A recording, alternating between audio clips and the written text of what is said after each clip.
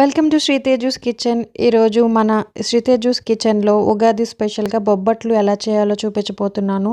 వీటినే బొబ్బట్లు, భక్ష్యాలు, పోలీలు అని కూడా అంటారు. ఈ బొబ్బట్లు చేయడానికి మనం నెయ్యి యూజ్ చేస్తాము కాబట్టి ఇవి చాలా చాలా టేస్టీగా ఉంటాయి అండ్ ఈజీగా కూడా ప్రిపేర్ చేసుకోవచ్చు. ఈ టేస్టీ బొబ్బట్లు తయారీ విధానాన్ని చూసేద్దామా మరి. ఈ బొబ్బట్లు తయారు చేయడానికి ముందుగా మనం ఒక కప్పు శనగపప్పును తీసుకోవాలి. దీన్ని 2-3 సార్లు వాటర్తో కడిగి 2 గంటలు నానబెట్టుకోవాలి. నేను ఇలా నానబెట్టిన శనగపప్పుని ఒక కుక్కర్లోకి తీసుకుంటున్నాను. ఇలా కుక్కర్లో వేసిన తర్వాత దీనిలోకి ఒక కప్పు శనగపప్పు కాబట్టి 2 కప్పులు వాటర్ వేసి మూత పెట్టి 4 విజిల్స్ వచ్చే వరకు మీడియం ఫ్లేమ్ పైన ఉడికించుకోవాలి.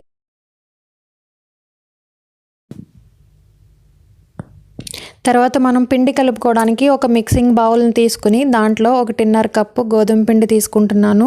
నేను ఈ బొబ్బట్లని గోధుమ పిండితోనే చేస్తున్నాను, మైదాని యూజ్ చేయట్లేదు.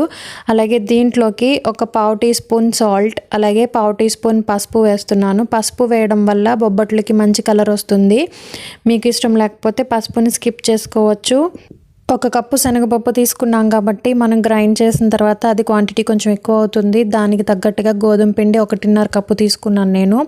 ఇప్పుడు పసుపు కూడా వేసిన తర్వాత 2 టేబుల్ స్పూన్స్ గీ వేయండి. నెయ్యి, కరగపెట్టిన నెయ్యి వేసి ఇదంతా ఒకసారి కలుపుకొని కొంచెం కొంచెంగా నీళ్లు పోసుకుంటూ సాఫ్ట్ పిండి ముద్దలాగా కలుపుకోవాలి. ఇలా పిండిని కలుపుతున్నప్పుడు పిండిని గట్టిగా ప్రెస్ చేస్తూ కలపండి. ఇలా గట్టిగా నీడ్ చేయడం వల్ల మనకి బొబ్బట్లు అనేవి సాఫ్ట్గా ఎక్కడ క్రాక్స్ లేకుండా స్మూత్గా వస్తాయి. సో మీరు ఇలా నీడ్ చేయడం అనేది ఇంపార్టెంట్ స్టెప్ అన్నమాట బొబ్బట్లు చేయడంలో. సో మీరు ఎక్కువగా ప్రెస్ చేస్తూ నీడ్ చేయండి. ఈ పిండిని ఇలా సాఫ్ట్గా కలపడానికి నాకు దాదాపుగా 1/2 కప్పు వాటర్ పట్టింది. 1/2 కప్పు కంటే కొంచెం ఎక్కువ వాటరే పట్టింది. సో మీరు ఒకేసారి వాటర్ వేసుకోకుండా కొంచెం కొంచెంగా వాటర్ వేసుకుంటూ ఇలా సాఫ్ట్ ముద్దలాగా కలుపుకోవాలి. చూసారు కదా ఎంత సాఫ్ట్గా అయిందో. ఇలా కలిపిన తర్వాత దీనిపైన 1 టేబుల్ స్పూన్ గీ వేసి మొత్తం పిండి అంతటికి అప్లై చేసి మూత పెట్టి గంట సేపు నానబెట్టుకోవాలి. ఇలా నెయ్యి రాయడం వల్ల పిండి అనేది పైన డ్రై అవ్వకుండా ఉంటుంది అండ్ ఎక్కువసేపు నానబెట్టడం వల్ల బొబ్బట్లు స్మూత్గా వస్తాయి.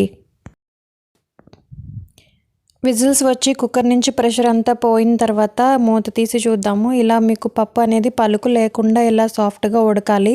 ఇప్పుడు దీని నుంచి వాటర్ మొత్తం డ్రైన్ అవుట్ చేసుకోవాలి. మనం వాటర్ అనేది అసలు పప్పులో ఉండకూడదు కాబట్టి నేను ఇలాగా జల్లెడ గిన్నెలో వేసి వాటర్ అంతా తీసేస్తున్నాను. ఈ పప్పు నుంచి వాటర్ అంతా డ్రైన్ అయిపోయిన తర్వాత దీనిని ఒక మిక్సీ జార్లోకి తీసుకుని మెత్తగా పలుకు లేకుండా గ్రైండ్ చేసుకోవాలి. మీకు మిక్సీకి వేసుకోవడం ఇష్టం లేకపోతే మీరు కుక్కర్లోనే మెత్తగా మెదుపుకోవచ్చు. పప్పుని అలా అయినా తయారు చేసుకోవచ్చు. మీకు వీడియోలో చూపిస్తున్న విధంగా మెత్తగా గ్రైండ్ చేసుకుని పెట్టుకోవాలి. అలాగే ఈ డ్రైన్ చేసిన పప్పు వాటర్ని రసంలోకి కానీ ఏదైనా కర్రీస్లోకి కానీ యూజ్ చేసుకోవచ్చు వేస్ట్ చేయకుండా. ఇప్పుడు ఒక కడాయిని పెట్టుకుని దాంట్లోకి 1 కప్పు బెల్లాన్ని వేస్తున్నాను నేను. 1 కప్పు శనగపప్పుకి 1 కప్పు బెల్లం సరిపోతుంది. మీరు కనుక ఇంకొంచెం స్వీట్ తినే వాళ్ళైతే ఇంకొద్దిగా వేసుకోవచ్చు. ఈ బెల్లం వేసిన తర్వాత గ్రైండ్ చేసి పెట్టుకున్న పప్పును కూడా ఇందులో వేసుకోవాలి. ఈ పప్పు వేసిన తర్వాత కంటిన్యూస్గా మనం మిక్స్ చేస్తూ ఉండాలి, లేదు అంటే ఇది అడుగంటుతూ ఉంటుంది. బెల్లం కరిగే కొద్దీ ఈ మిక్చర్ కొంచెం లూజ్గా అవుతుంది. అలా మిక్స్ చేస్తూ ఉండగా కొంచెం సేపటికి ఇది గట్టిగా అవుతుంది.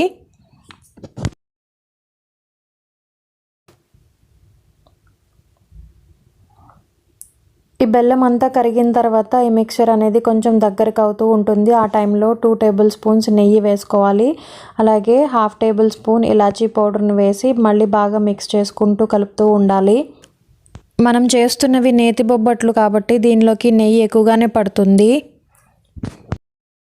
ఈ మిక్స్చర్ కనుక మీకు అడుగున గిన్నెకి అంటుతున్నట్టు అనిపిస్తే మళ్ళీ 1 స్పూన్ నెయ్యి వేసుకొని కలుపుతూ ఉండండి. ఈ మిక్స్చర్ అంతా దగ్గరికి అయ్యి గట్టిగా అవ్వాలి.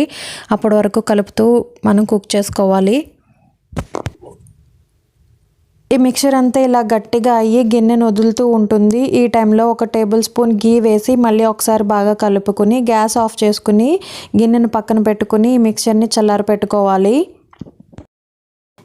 ఈ పిండి మిక్చర్ కొంచెం చల్లారిన తర్వాత చేతికి నేతిని అప్లై చేసుకుని కొంచెం ముద్దను తీసుకొని ఇలా రౌండ్ లడ్డులాగా చుట్టుకుని పెట్టుకోవాలి.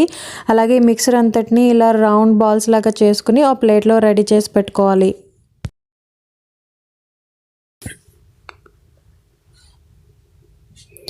ఇలా చేసి పెట్టుకున్న ఈ పప్పు పూర్ణాలు ఫ్రిడ్జ్లో కూడా మనం స్టోర్ చేసుకోవచ్చు. ఇవి బెల్లం పాకంలో మనం ఎక్కువసేపు ఉడికించుకున్నాం కదా, త్వరగా పాడవకుండా ఉంటాయి. కాబట్టి ఇవి మనం తర్వాత చేసుకోవాలనుకుంటే ఫ్రిడ్జ్లో స్టోర్ చేసుకోవచ్చు. తర్వాత నానబెట్టి పెట్టుకున్న పిండి ముద్దలోంచి ఒక చిన్న నిమ్మకాయ సైజ్ అంత పిండిని తీసుకుని ఇలా రౌండ్గా చుట్టండి. ఇలా చుట్టిన తర్వాత వేళ్లతో పిండిని అంతటినీ స్ట్రెచ్ చేసుకోవాలి. వీడియోలో చూపిస్తున్నట్టుగా ఇలా స్ట్రెచ్ చేయండి. ఇలా చేసిన తర్వాత పూర్ణాన్ని తీసుకుని ఈ పూరి మధ్యలోకి కరెక్ట్గా పెట్టి అంచుల్ని మధ్యలో వరకు తీసుకొస్తూ క్లోజ్ చేసేయండి.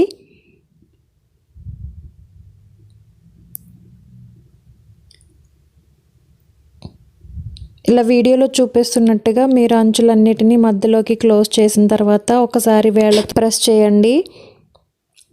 ఇప్పుడు ఒక ప్లాస్టిక్ షీట్ని తీసుకుని దాని మీద నెయ్యిని అప్లై చేసుకోవాలి. ఇలా ప్లాస్టిక్ షీట్ మీకు లేకపోతే బటర్ పేపర్ అయినా తీసుకోవచ్చు, లేదు అంటే అల్యూమినియం ఫాయిల్ అయినా తీసుకోవచ్చు. నేను ఈ ప్లాస్టిక్ షీట్ పైన కొంచెం నెయ్యిని అప్లై చేస్తున్నాను. ఇప్పుడు ఈ పిండి ముద్దని ఇక్కడ ప్లాస్టిక్ షీట్ పైన పెట్టి పైనుంచి షీట్ని క్లోజ్ చేయాలి. కొంచెం పెద్దగా ఉన్న ప్లాస్టిక్ షీట్ని తీసుకుంటే చేసుకోవడానికి ఈజీగా ఉంటుంది.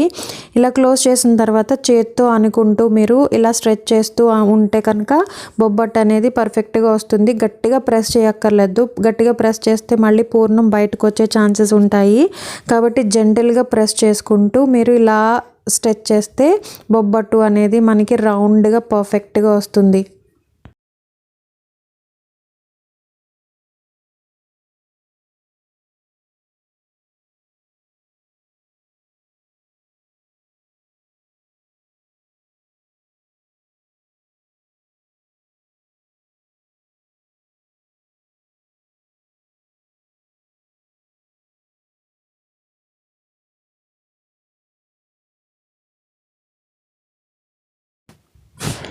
చూసారు కదా, రౌండ్గా పర్ఫెక్ట్గా వచ్చింది. ఇప్పుడు ఈ బొబ్బట్టుని తీసుకుని పెనం మీదకి ట్రాన్స్ఫర్ చేసి కాల్చుకోవచ్చు.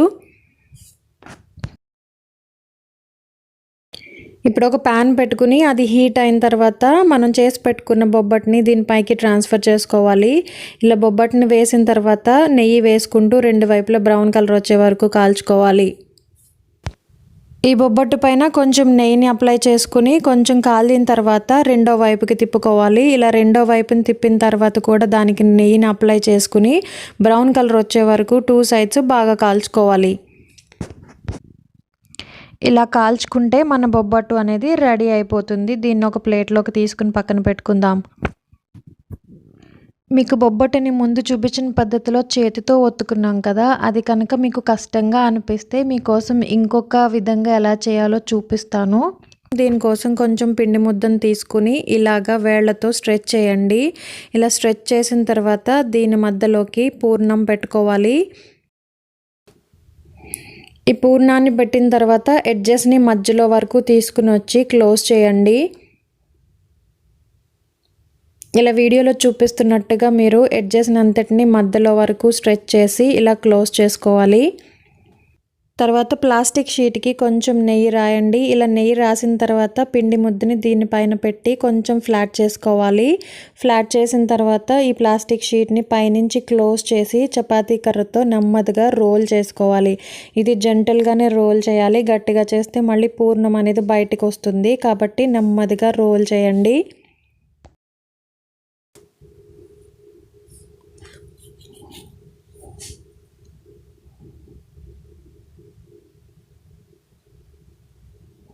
చూసారు కదా, ఇలా రౌండ్గా రోల్ చేసుకున్న తర్వాత ఈ ప్లాస్టిక్ షీట్ని ఓపెన్ చేసి ఈ బొబ్బట్టుని పెనం మీదకి ట్రాన్స్ఫర్ చేసుకుని కాల్చుకుందాము.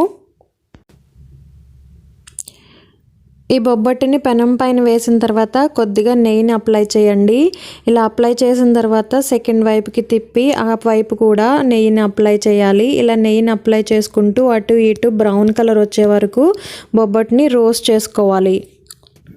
ఇలాగే అన్నీ చేసి పెట్టుకుంటే ఎంతో టేస్టీ అయిన బొబ్బట్లు రెడీ అయిపోయినట్టే. మీకు ఈ రెసిపీ నచ్చిందని అనుకుంటున్నాను. నచ్చినట్టయితే లైక్ చేయండి, కామెంట్ చేయండి, అలాగే సబ్స్క్రైబ్ చేసుకోవడం మాత్రం మర్చిపోవద్దు. Thanks for watching.